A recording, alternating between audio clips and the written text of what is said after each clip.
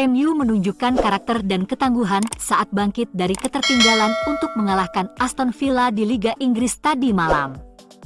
Raungannya memekakkan telinga, dan kegembiraannya luar biasa.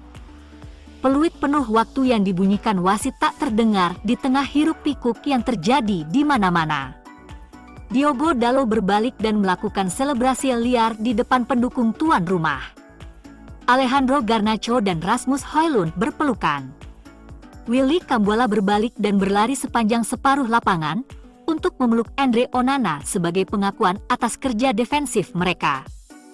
Para penyerang pantas mendapat sorotan, tapi itu tidak akan berarti apa-apa jika bukan karena blok bagus dari Cambuala dan penyelamatan luar biasa dari Onana di babak kedua.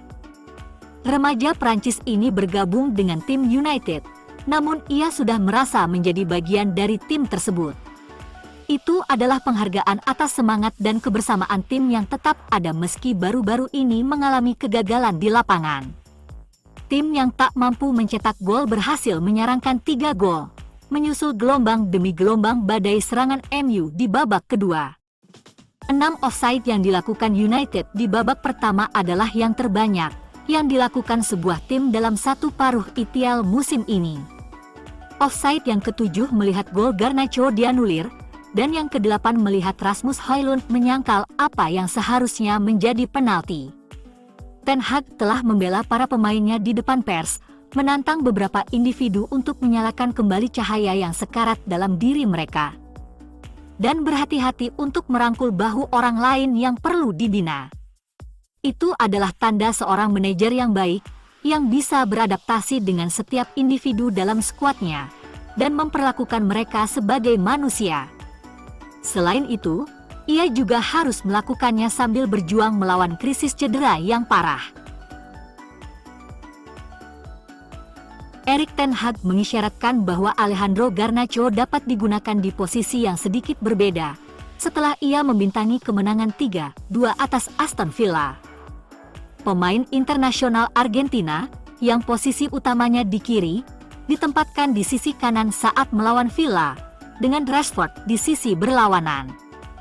Rashford memberi umpan kepada Garnacho untuk gol pertamanya, dan Ten Hag mengisyaratkan bahwa keduanya bisa bermain bersama lebih sering.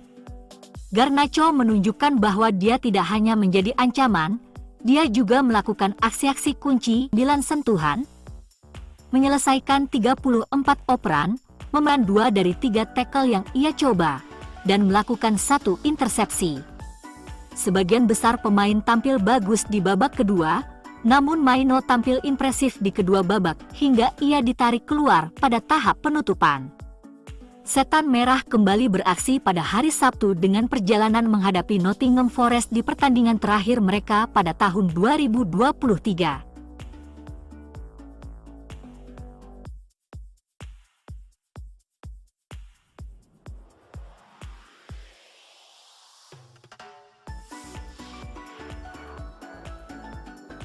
Manchester United menjalani musim yang sangat menantang, namun kemenangan comeback melawan Aston Villa telah membuat para penggemar menjadi sedikit lebih positif setidaknya untuk sementara waktu.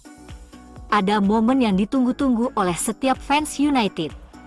Sebuah tendangan sudut diayunkan ke dalam pertahanan Villa, Rasmus Højlund melepaskan tendangan manis first time tepat ke sudut gawang.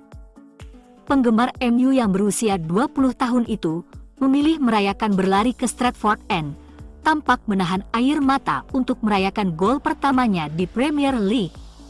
Saat rekan satu timnya meninggalkannya untuk kembali ke posisi mereka, pemain Denmark itu mengeluarkan raungan Viking yang mungkin akan memberikan kelegaan sekaligus kegembiraan. Old Trafford meledak dan tidak ada yang bersemangat seperti kiper eksentrik United, Andre Onana. Ketika Garnacho menyamakan kedudukan di depan Stratford End, Onana memimpin selebrasinya sendiri dengan para penggemar di seberang stadion. Onana, seperti Højlund, adalah rekrutan mahal musim panas yang menghadapi banyak kritik sejak ia bergabung dengan klub. Saat Højlund mencetak gol, kiper Kamerun ini berlari dari gawangnya untuk merayakannya dengan penuh semangat di Stratford End bersama rekan satu timnya. Banyak pakar yang senang menyatakan bahwa tidak ada kebersamaan di klub dan kurangnya kepemimpinan dalam tim. Kemenangan seperti tadi malam akan menghilangkan anggapan bahwa tim kurang bersatu. Mantan striker Manchester United, Robin van Persie, kembali ke Old Trafford pada Sabtu malam untuk menyaksikan mantan klubnya menyelesaikan kemenangan comeback yang mengesankan atas Aston Villa.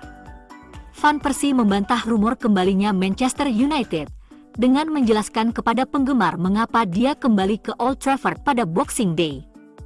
Mantan striker Belanda ini saat ini melatih Feyenoord U18 dan pemandangan dia duduk untuk pertandingan Aston Villa segera memicu spekulasi bahwa dia bisa menjadi bagian dari perombakan di bawah asuhan Sir Jim Ratcliffe.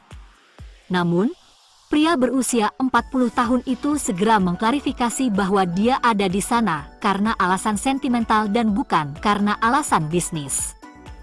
Hat-trick Van Persie melawan Aston Villa pada musim 2012-2013 membuat United meraih gelar Premier League terakhirnya, dan gol kedua dari 3 golnya malam itu, tendangan voli kaki kiri yang menakjubkan dari umpan silang Wayne Rooney, telah terpatri dalam benak fans klub. Tak heran, kehadirannya disambut baik oleh para penggemar setelah mencetak 58 gol dalam 105 pertandingan untuk Setan Merah. Dan ia mengaku merasakan kehangatan dalam kunjungan singkatnya tersebut. Robin mengaku selalu menyenangkan bisa kembali dan merasakan menjadi bagian dari Manchester United. Tidak hanya di stadion tapi ia merasakannya di jalanan. Saat berjalan-jalan di Dansgate, ia merasakan sambutan yang diberikan fans Manchester United sungguh luar biasa.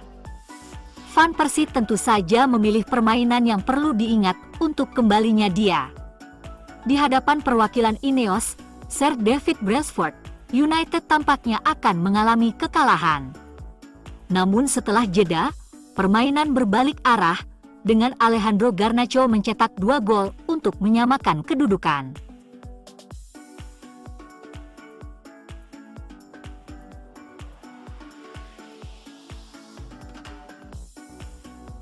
Di tengah euforia kemenangan menakjubkan Manchester United 3-2 atas Aston Villa pada hari Selasa, ada satu sosok yang duduk dengan tenang di tribun Old Trafford memproses apa yang baru saja terjadi. Mayoritas pendukung di stadion mungkin tidak mengenali Dave Brailsford. Namun dalam beberapa bulan mendatang, dia kemungkinan akan menjadi sosok yang familiar. Mantan gembong balap sepeda Inggris, Brailsford akan merencanakan apa yang perlu diubah di klub yang terus mengalami penurunan sejak saat Alex Ferguson pensiun.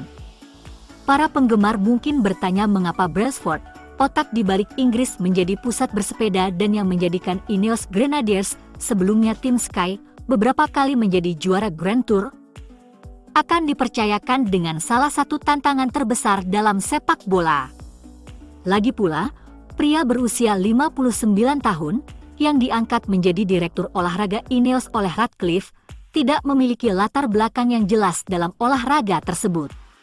Brailsford mengubah pengendara sepeda Inggris menjadi mesin pemenang, dan meskipun ia mengambil peran teknis di klub Ligue 1 Prancis milik Ineos, Nice, dalam upaya untuk menghadapi Paris St-Germain, kita masih belum mengetahui dampaknya. Ratcliffe sangat percaya pada perhatian Brailsford terhadap detail dan pendekatan ilmiah. Tidak diragukan lagi akan memberinya kebebasan yang dia butuhkan untuk membangun kembali budaya kemenangan di klub. Direktur olahraga Newcastle United dan Ashworth tidak meragukan kredibilitas Brailsford. Brailsford bergabung dengan British Cycling pada tahun 1998 dan menjadi Performance Director pada tahun 2003. Setahun kemudian, di Olimpiade Athena, 2 medali emas diserahkan. Pada tahun 2008 dan 2012, Inggris menduduki puncak perolehan medali balap sepeda Olimpiade dengan 8 medali emas, dan Brailsford berperan penting dalam menyediakan lingkungan bagi pemain seperti Chris Hoy, Bradley Wiggins, dan Victoria Pendleton untuk mendominasi lintasan. Ketika Brailsford memimpin tim balap sepeda profesional tim Sky yang baru dibentuk pada tahun 2009, dan bersumpah bahwa seorang warga Inggris akan memenangkan Tour de France untuk pertama kalinya, banyak yang mencemoohnya. Namun Wiggins memenangkan perlombaan olahraga paling bergengsi pada tahun 2012 sebelum Chris Froome mengikutinya dengan 4 kemenangan dalam 5 tahun berikutnya saat tim Sky hampir tidak terkalahkan. Sir Jim Ratcliffe akan mengambil alih Departemen Sepak Bola United yang gagal. Bagaimana cara kerjanya dalam praktik adalah salah satu pertanyaan terbesar.